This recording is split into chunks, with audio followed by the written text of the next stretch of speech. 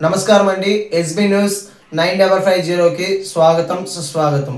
ఏ రోజు వార్త ఆ రోజు మనకు అప్డేట్ కావాలంటే ఎస్బీ న్యూస్ 9550 ఛానల్ను మీరు సబ్స్క్రైబ్ చేసుకుంటే ప్రతిరోజు వార్త మీకు అప్డేట్గా ఉంటుంది.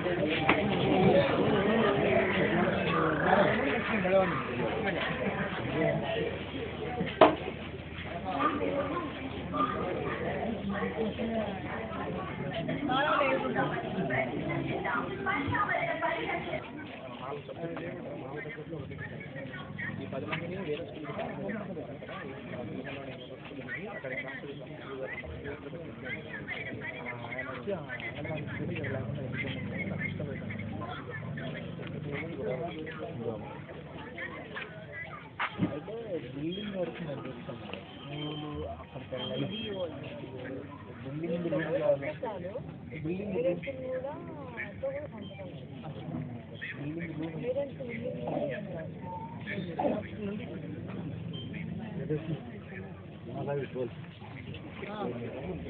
మనకి పెద్దలు ఇస్తారు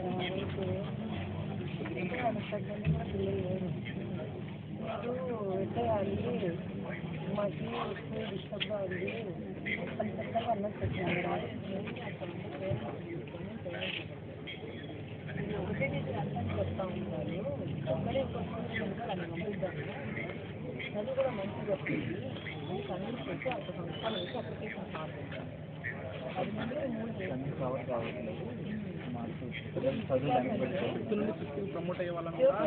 ఎంతవరకు ప్రసాద్ ఈ స్కూల్లో ఒకటే టీచర్ ఉండేది. 5th వరకు సింగిల్ టీచర్ స్కూల్ ఉంటుందా? ఎంతమంది ఉన్నా ఉండకూడదు. ఆడవాళ్ళతో కూడా పిల్లోళ్ళు బిల్డింగ్ ఉన్నారా పోవడానికి? సార్ 5 మంది వెళ్తారని అన్నట్టు చెప్పారంట సార్. నేనైతే వాళ్ళతో మాట్లాడి నేను డ్యూటీ చేసుకొని వెళ్ళిపోతాను మేడం ఇంటికి. నేను మొన్న రీసెంట్గా 2 రోజులు ఓపిక బట్టి అన్నట్టు చెప్పినాను మేడం రీసెంట్గా. ఓపెన్ లెటర్ కలెక్ట్ చేసేసుకొని ఇక్కడే వేసుకోవాలి. ఎంత దూరంలో ఉంది స్కూల్?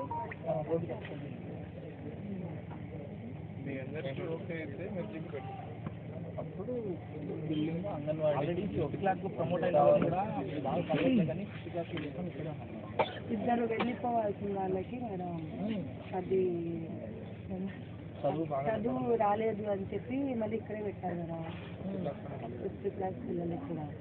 ముందు నేను ఇదే విధిలో 8 సంవత్సరాల నుంచి చేస్తాను మేడం హెల్పర్గా. రీసెంట్గా మన జూనియర్లో ప్రమోషన్ ఇస్తాను మేడం టీచర్గా. మన కాంపౌండ్లోనే ఇస్తాను. ఇంకా నేనే 4 రోజులకి ఎప్పుడు వెళ్ళాను మేడం. కానీ పేరెంట్స్ని ఆయన రెచ్చగొడతాడు. మీరు ఇట్లా ఇప్పుడు తల్లులు అన్నాక పాలకి గుడ్లకి వస్తారు మేడం. కామనే అది. ఆ సౌండ్ చేయకూడదు. 4 తర్వాత పంచుకోవాలి అని చెప్తాను మేడం. 4 తర్వాత పంచుకోవాలి అంటే మా డ్యూటీ 4 వరకే కదా మేడం. మేము ఇంటికి వెళ్ళాలి మేడం.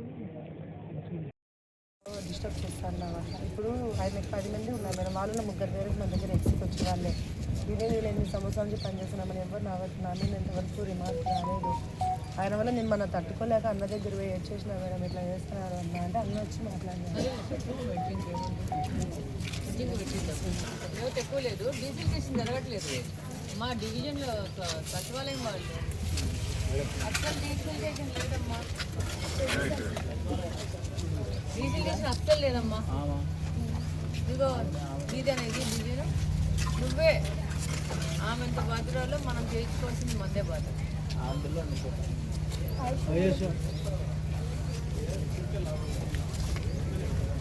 అసలు లాస్ట్ కమిషనర్ ఉన్నప్పుడు 6 గంటలకల్లా ఉండేవాడు. ఇప్పుడు ఎందుకు ఉండట్లేదు? ఏమదేలే ఇప్పుడు అక్కడికి వెళ్ళలేదు కదా, అక్కడ కూడా ఇలాగే చేయించాలి.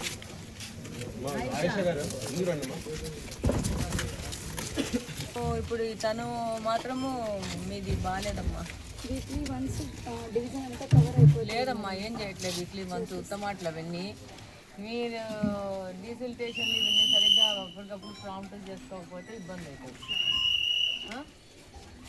మిగతా డివిజన్లకంతా పోయి వస్తున్నా కదా, చాలా చోట్ల క్లీన్గా ఉన్నాయి. మీరు అసలు ఏమీ లేదు, డీజిల్ స్టేషనే లేదు అసలు. మీరు అంటున్నారు కానీ లేదమ్మా. అక్కడ కూడా అప్లై చేసుకోవచ్చు. నా దగ్గరకు వస్తే రామచంద్ర రెడ్డి అని ఉంటాడు, ఆడ అప్లై చేసుకొని మా మనిషి రామచంద్ర 1వ తారీఖు వెళ్తారా పింఛన్లకి? ఫంక్షన్స్ ఉన్నాయా? ఏం పింఛన్ వస్తుంది మీ ఇంట్లో? మాకు తెలుగు రివ్యూలో అడుగుతున్నారు. ఎలా ఇక్కడ ఇంకా మొదలు పెట్టారు. మనం పెద్ద ప్రోగ్రామ్ చేసి చేయాలనుకున్నాం కదా.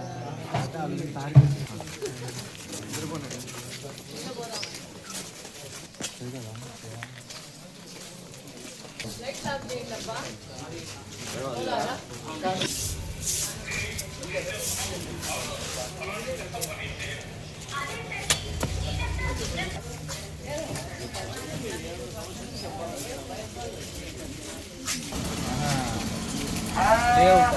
అక్కడే ఇక్కడ ఇచ్చారు కాబట్టి మీరు ఎప్పుడైనా అక్కడే కట్టుకోవచ్చు. ఎందుకంటే ఒక కుటుంబానికి ఒకసారి బెనిఫిట్.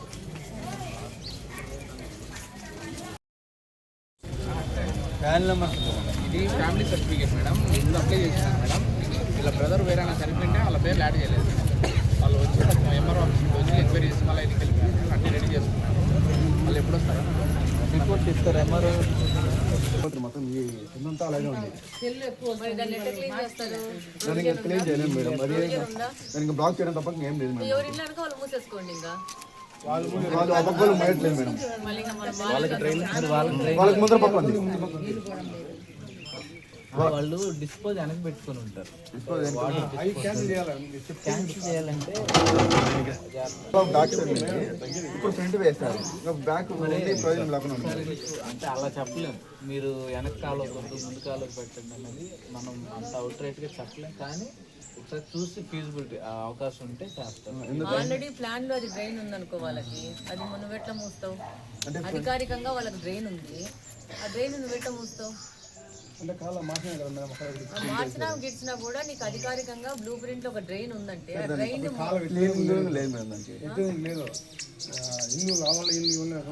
మీరే అందరూ మాట్లాడుకోవాలన్నా, వెనకున్న వాళ్ళు ముందున్న వాళ్ళు మాట్లాడుకొని దీనివల్ల ఇబ్బంది కలుగుతా ఉంది అందరికి.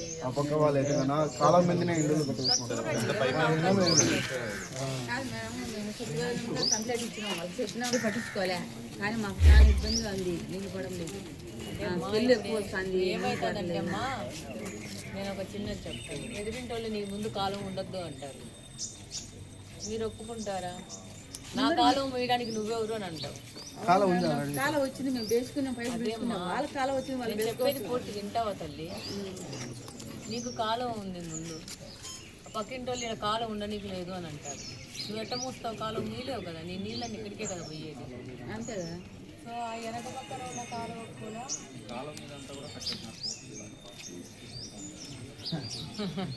వెనక పక్కన ఉన్న కాలువ కూడా మొదటి నుంచి ఉన్న కాలువ. వాళ్ళ ఇంట్లో నీ నీళ్ళు అటువైపు వదులుకున్నారు. ఇప్పుడు నువ్వు ఆ కాలువ మూసేయి అనే హక్కు ఎవరికి ఉంటుంది అని అడుగుతున్నాను. ప్రభుత్వానికి ఉండదు, అధికారులకు ఉండదు, ఎవరికి ఉండదు. కాలం వచ్చింది కాబట్టి మార్చుకోవచ్చు కదా, మేము మార్చుకోవచ్చు కదా అనేది నువ్వు వాళ్ళని రిక్వెస్ట్ చేస్తున్నావు. మార్చుకోవాలి అని నువ్వు హుకుం చేయనీకి ఉండదు, ఆజ్ఞ వేయడానికి ఉండదు. అంటే మనకి ఏది మన చేతుల్లో ఉంటుంది, ఏది మన చేతుల్లో ఉండదు అనేది మనకు కూడా తెలియాలి. అర్థమైందా? అన్ని విషయాలు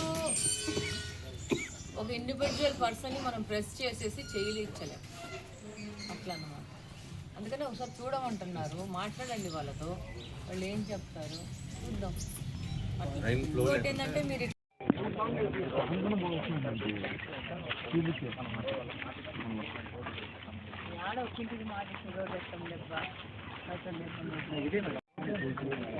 పింఛన్ రావట్లే నీకు?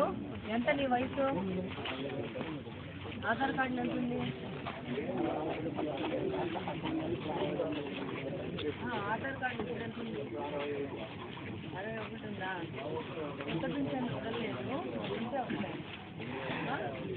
అప్లై చేసుకోండి.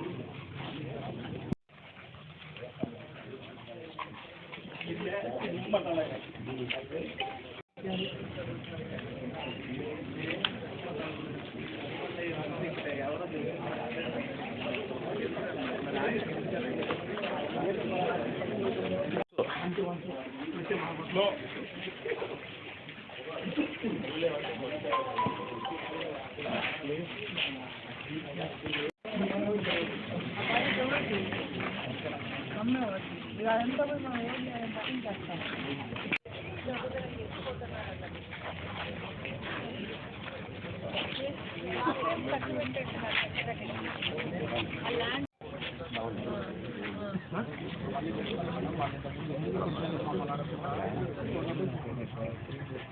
ఓనర్ నువ్వు బయట కదా.